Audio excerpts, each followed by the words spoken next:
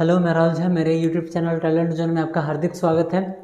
आज फिर से हम पहुंच चुके हैं अपने सब्जेक्टिव के सेट की तरफ, जिसमें मैं आपको आज रियल नंबर से संबंधित क्वेश्चन बताने वाला हूं। रियल नंबर से दो ऐसे क्वेश्चन हैं जिसको आज तक बिहार बोर्ड ने नहीं छोड़ा है। आज तक बिहार बोर्ड ने उसका साथ नहीं छोड़ा। आप ये भी कह सकते हैं कि उस क्वेश्चन ने ऐसा हो सकता है कि बिहार बोर्ड का साथ नहीं छोड़ा है, या फिर बिहार बोर्ड ने उसके साथ नहीं छोड़ा है। बात दोनों सेम ही है।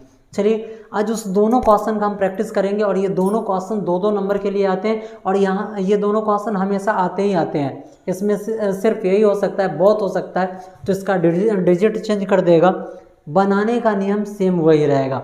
पहला क्वेश्चन क्या है, तो रियल नंबर में एक क्वेश्चन पूछता है लौसा मौसा वाला। लौसा मतलब लघुत्तम समापवर्ती, जिसे हम इंग्लिश के शॉर्ट फॉर्म में एलसीएम कहते हैं। और दूसरा मौसा, जिसको हिंदी में पूरा विस्तरित रूप में हम महत्तम समापवर्त्य, और उसको इंग्लिश में हम हाईएस्ट कॉमन फैक्टर यानी कि एचसीएफ कहते हैं। चलिए, क्वेश्चन का टाइप क्या होता है, तो क्वेश्चन यहाँ पर कहता है, हम यहाँ पर दो संख्या ले लेते हैं 126 और दूसरा ले लेते हैं 156। 126 और 156 आपको कहेगा कि अभाज्य गुणनखंड विधि से, शर्त इसका क्या रहेगा, शर्त इसका रहेगा कि अभाज्य गुणनखंड विधि से, सिंपल विधि से नहीं निकालना है, अभाज्य गुणनखंड विधि से आपको करना क्या है, तो 126 और 156 का आपको लौसा मौसा निकालना है। आपको करना कुछ नहीं, देखिए बिल्कुल सिंपल वे में बताता हूँ कैसे बनाना है। हम यहाँ से हल कर रहे हैं, कैसे बनाएंगे, लिखेंगे 126 दे रहा है, 126 के बराबर में, 126 के बराबर में साइड में ऐसे आपको 126 का एलसीएम निकालना है। 2 छक्का 12, 2 तिया 6, 3 से लग जाएगा, 3 दूना 6, 3 एकम 3, 3 से 3 7 21। आपके पास क्या आया, तो आपके पास आया 2 गुणे 3 गुणे 3 गुणे 7। और अब 156 का निकालिए, किसका, 156 का। 2 से 2 सत्ते 14, 1 पर 6 16, तो 2 8 16। फिर इसमें 2 से लग जाएगा, 2 तिया 6, 2 नमा 18। फिर इसमें 3 से लगेगा, 3 एकम 3, 3 तिया 9। इसके बराबर में क्या आया, तो 156 के बराबर में आ जाएगा गुणांक के रूप में 2 गुणे 2 गुणे 3 गुणे 13। आपको निकालना क्या है, लौसा और मौसा। देखिए बिल्कुल इजी वे में आपको बता रहा हूँ कि कैसे इसका लौसा और मौसा निकल जाएगा। सबसे पहले आप देखिए, इसमें समान जाति के लोग इसमें कौन कौन से हैं, 2 और 2, और इधर 3 और 3। इस दोनों का दोस्ती यारी करवा दीजिए, जो आपको करवाना है दोस्ती यारी करवाइए, या जो करवाना है करवा दीजिए। यहाँ पर लिख दीजिए क्या, HCF। HCF के बराबर में ये जो ग्रुप बना है इसको लिख देना है, कैसे, 2 गुणे 3, तो 2 तिया 6। आपका ये आंसर हो गया, आपका HCF बन गया। अब बनाना क्या है, LCM। करना क्या है, LCM में ग्रुप वाले से लिखना है, तो ग्रुप वाले को एक बार 2, एक बार फिर इस ग्रुप वाले को 3, एक बार यहाँ पर 3, यहाँ पर ये 2, यहाँ पर ये 7, और यहाँ पर ये 13। आगे बढ़ते हैं, 2 तिया 6, 6 तिया 18, 18 दूनी 36, 36 में 7 से मल्टीप्लाई कीजिए, 36 में 7 से कैसे, 7 छक्का 42 का 2, और 7 छक्का 42 का 2 हासिल 4, 7 तिया 21, 4 25, 252। इसमें आप 13 से मल्टीप्लाई कीजिए, 3 दूनी 6, 3 पचे 15 का 5 हासिल 1, 3 दूनी 6 और 1 7, 1 दूनी 2, 1 पचे 5, 1 दूनी 2, 6, 5 2 7, 7 5 12 का 2 हासिल 1, और 2 1 3, 3276। 3276 एक आपका ये आंसर हो गया, एससीए वाला और ये एलसीएम वाला। ऐसे ही आपको बनाना है, आपका क्वेश्चन बन गया। अगर ये क्वेश्चन आप समझ लेते हैं, बनाने की विधि यही होनी चाहिए, और ये जो हमने कॉमन लिया है, कॉमन लेने की विधि सेम यही होनी चाहिए। जो कॉमन वाला होगा वो HCF, और जो बाद बाकी बच गया तो कॉमन वाले को एक बार लिखना, और बाद बाकी सभी को उतार देंगे, मल्टीप्लाई कर देंगे, हमारा LCM निकल गया। अगर आप इतना समझ गए, 2 नंबर आपके। चलिए, एक और क्वेश्चन जो रियल नंबर का है और जिसका साथ आज तक बोर्ड ने नहीं छोड़ा है, वो क्वेश्चन क्या है, क्वेश्चन कहता है कि आपको साबित करना है कि √2 या √3 या √5 कुछ भी दे देगा, और कहेगा कि साबित कीजिए कि ये एक अपरिमेय संख्या है। देखिए कितना इजी वे में हम इसको साबित कर सकते हैं। क्वेश्चन भी आज हम लिख देते हैं, इसका सब्जेक्टिव का है, क्वेश्चन भी लिखेंगे साबित करें के रूट अंडर 3 एक अपरिमेय क्या है, संख्या है।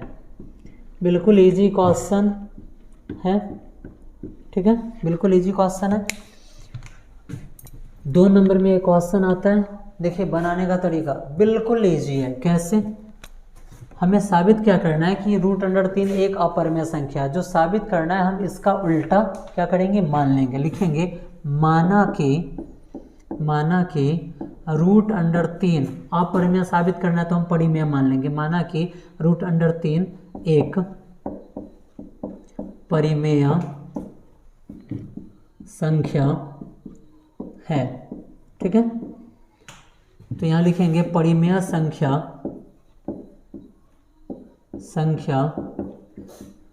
के परिभाषा से परिमेय संख्या का परिभाषा क्या होता है।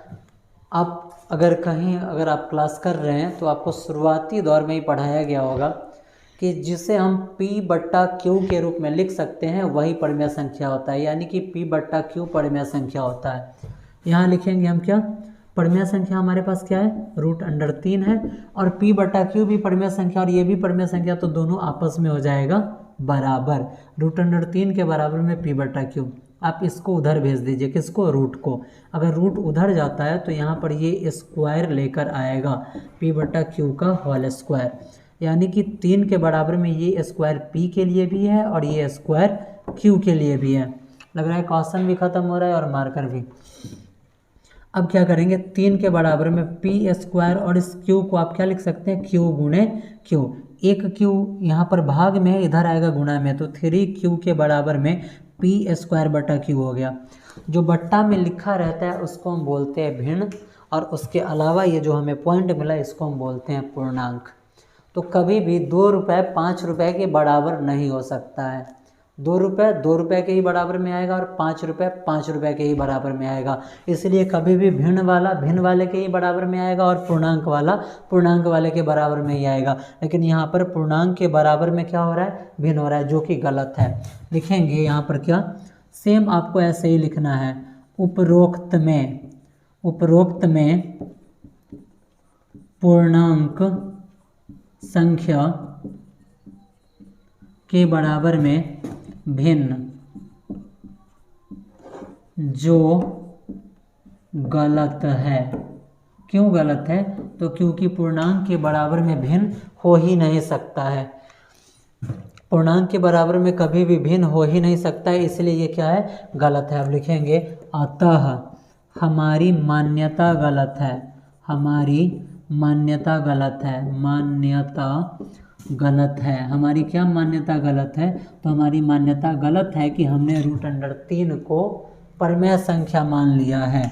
इसीलिए रूट अंडर 3 एक अपरिमेय संख्या होगा, अपरिमेय संख्या